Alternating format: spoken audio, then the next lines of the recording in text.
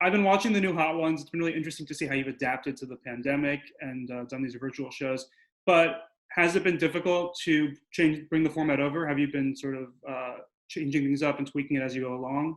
Yeah, I mean, it sucks, dude. It like I mean, this yeah, it sucks for a lot of reasons. I agree. Yeah, it sucks for so many reasons. Like I could just start going down a list, but it's been obviously disruptive for every industry and many individuals, and it's such a nightmare. But just speaking for me personally and my experience with the show, like first off, people aren't really in like a promo cycle. So, Yeah. even sort of like fishing out of that pond, there's not that many fish, there's not that much availability. And then, we're a show, I've said it, but a lot of fans I don't think really know that it's a traveling show. Like the way that we get the show done is we're flying to Miami, we're flying to London, we're flying to LA, we're flying to Chicago, we're flying to Atlanta, we're doing it in New York. We bounce around so much. So then you have travel, which has kind of disrupted that. On top of that, people aren't really like available or like coming out really. You don't have even like a problem that we've had this season is we'll line up a guest, we have to send them hot sauces, coordinate all of that. Then we have them shooting themselves. We have to get that QuickTime footage from them. Maybe the data is corrupted. Maybe this is wrong. Maybe this is messed up. The sound's messed up. Got to try to take care of that.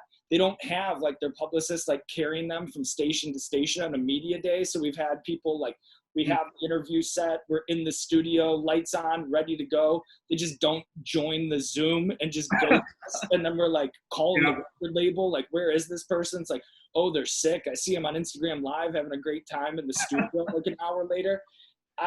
Not since like the first or second season has it been so challenging to do.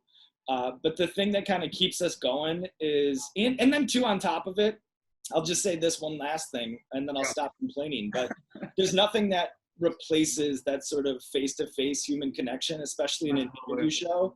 And we're a studio show in every sense of the word. So there's no question about it. Like this whole thing has really, really affected our ability to do the show. But here's what I think is important ultimately is I've always thought of Hot Ones and the cult following that it has as being like a comfort food viewing experience. And I remember what those shows were like for me growing up. And I think a lot of people would look forward to it so that like on Thursdays during their lunch break, they're watching Hot Ones, help get through that lunch break. Then they just have that afternoon at work. And then the next day is Friday. So it's like a nice show that like makes you feel good, helps you pace out your week. And I remember what that was like because there were so many shows that did that for me. And that's always what I kind of wanted to make out of the show.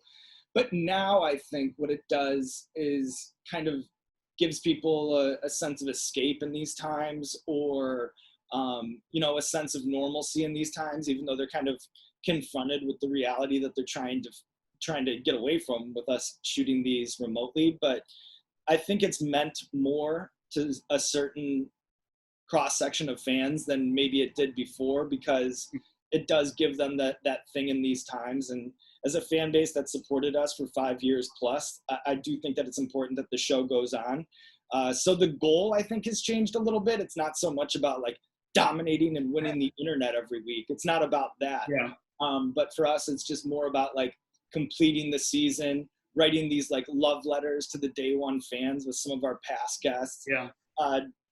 Doing stuff with new guests if we know they'll show up to the Zoom and they like the show and they know the show and all of those things that made it difficult to produce and lessons that we learned from doing this remotely. But no one wants to get back into the studio worse than I do at the end of the day. But that's kind of the long form on how COVID has affected Hot Ones. Well, I'm wondering though, do you think anyone's cheated now that they're sort of distributing the hot sauce themselves, or is everyone sticking to the honor system?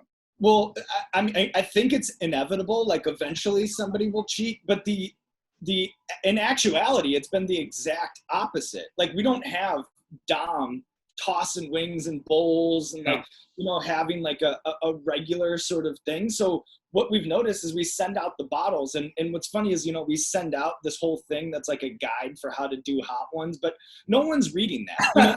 Like getting the bottles, they get their wing order, they just lay the bottles out in front of themselves, grab the bottle, and they've just been dumping sauces on the wings. So there are a couple sort of charming byproducts of this whole experience.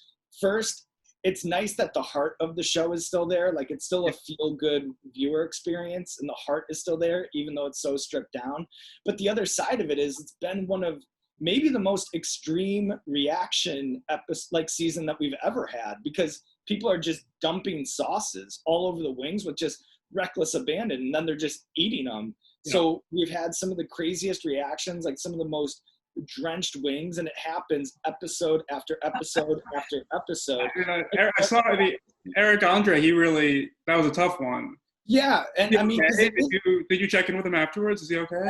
I actually did reach out to him. I reached out because I just hit him up and I was like, hey Eric, like, it's never our goal to actually hurt somebody, so I'm just checking in on you, making sure you're okay. And he hit me back and he's like, thanks for checking in. I'm doing much better now. Like, I'm relaxed on the couch. Like, I'm fully recovered. My only regret is that I didn't smash a plate over my head.